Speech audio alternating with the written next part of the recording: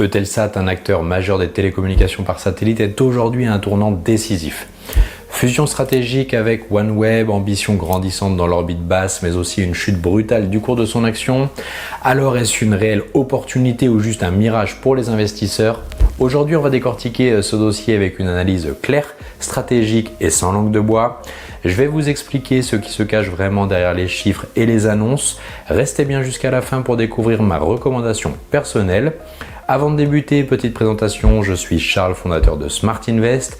J'accompagne depuis maintenant 7 ans plusieurs milliers d'investisseurs sur les marchés financiers avec comme leitmotiv la prise en main par chacun de ses finances personnelles. Eutelsat, c'est quoi? C'est l'un des plus grands noms européens dans le domaine des télécommunications par satellite, mais il traverse une période de transformation majeure. En 2023, l'entreprise a effectué une fusion stratégique avec OneWeb, ce qui a permis de créer un géant mondial dans les secteurs du satellite géostationnaire et de l'orbite basse. Si cette fusion pourrait sembler enthousiasmante, elle comporte aussi une part importante de risque. Pourquoi?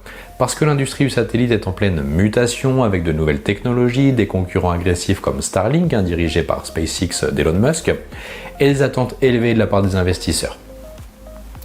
Mais cette fusion a aussi un effet positif, elle permet à Eutelsat de mieux se positionner dans l'orbite basse, un secteur en forte croissance avec des applications variées, allant des communications à haut débit, aux objets connectés dans des régions reculées ou difficilement accessibles. En plus de ça, les gouvernements européens jouent désormais un rôle central dans le financement du secteur spatial, notamment à travers des dépenses militaires accrues. Ce soutien public permet à Eutelsat de réduire son coût de la dette et de donner un coup de pouce à la valorisation de ses actions. D'ailleurs, Goldman Sachs, bien que réservé face à la concurrence de Starlink, reconnaît que les dépenses publiques deviennent un facteur clé pour Eutelsat, ce qui permet même de revaloriser l'entreprise. Les chiffres d'ailleurs sont très éloquents, une revalorisation des fonds propres d'environ 350 millions d'euros et une opportunité de valeur actualisée nette, donc la VAN, estimée à 2,4 milliards d'euros grâce à l'augmentation des dépenses de défense européennes. Goldman Sachs, qui avait une note plutôt sell, a réajusté son objectif de prix à 6,7 euros pour les 12 prochains mois. Mais attention, il prévoit aussi une volatilité importante sur les titres jusqu'à ce qu'on ait plus de visibilité sur les contrats gouvernementaux. Passons maintenant aux résultats financiers d'Eutelsat. D'un côté, la société a fait face à une baisse significative de son chiffre d'affaires, moins 5,11% entre 2020 et 2024, et un résultat net qui plonge de 204%. Ces chiffres peuvent sembler inquiétants à première vue, mais il y a des explications. Les investissements massifs dans les constellations OneWeb et Hello pour Eutelsat LEO for Objects ont nécessité de lourdes dépenses pour la société. Ces investissements ont pesé sur les résultats financiers de l'entreprise, mais ils devraient porter leurs fruits dans les prochaines années. C'est un peu d'ailleurs comme planter une graine aujourd'hui pour récolter des fruits plus tard. Un autre point à souligner, c'est la marge d'exploitation qui a bondi de 51,45% à 43,08%, ce qui montre que l'entreprise commence à mieux contrôler ses coûts opérationnels. Par contre, la marge nette reste un peu préoccupante, passant de 23,28% à moins 25,55%, ce qui indique que l'entreprise doit encore se stabiliser pour que ses investissements portent pleinement leurs fruits. Sur le plan de l'endettement, la société semble relativement bien positionnée avec un ratio d'endettement net sur EBITDA qui reste dans la norme. C'est un indicateur clé, il montre combien de temps l'entreprise mettrait à rembourser sa dette en fonction de ses bénéfices. Actuellement, Eutelsat vise un ratio de 3 fois à moyen terme, ce qui est acceptable dans l'industrie. Le prochain point crucial sera la publication des résultats du troisième trimestre et du bilan annuel à venir. Cela nous donnera un aperçu plus précis de la trajectoire de l'entreprise. Concernant l'action, elle a connu une flambée de volatilité cette année. Après avoir atteint un plus bas historique à 1,15€ en février, l'action a bondi à 9€ début mars avant de retomber à 5,50€. Au moment de la vidéo, l'action se négocie aux alentours des 3,90€. C'est un vrai yo-yo, ce qui montre que le marché reste assez nerveux.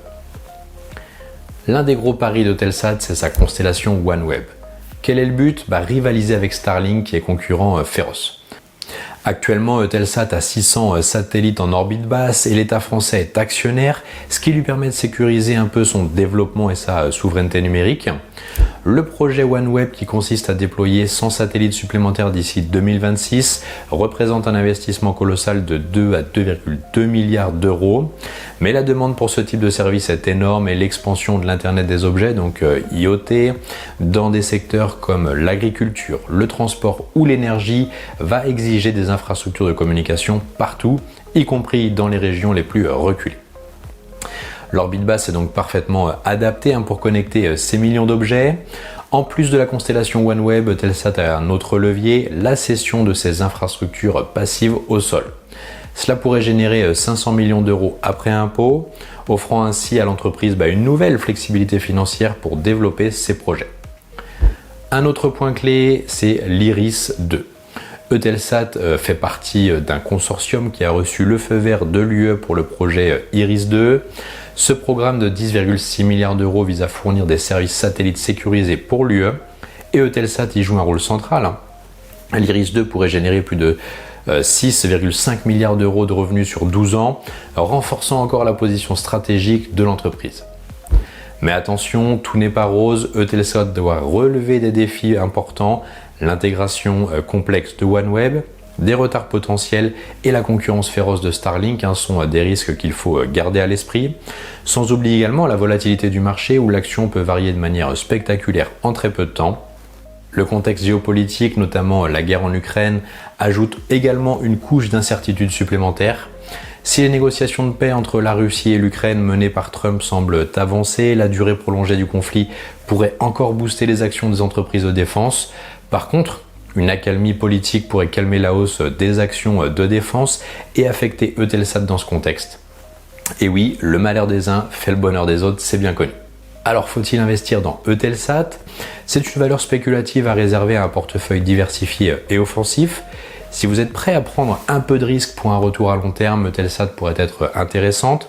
Mais attention, cette entreprise est en pleine transformation et l'incertitude reste élevée, autant avec les fondamentaux que la volatilité qui pèse sur l'action.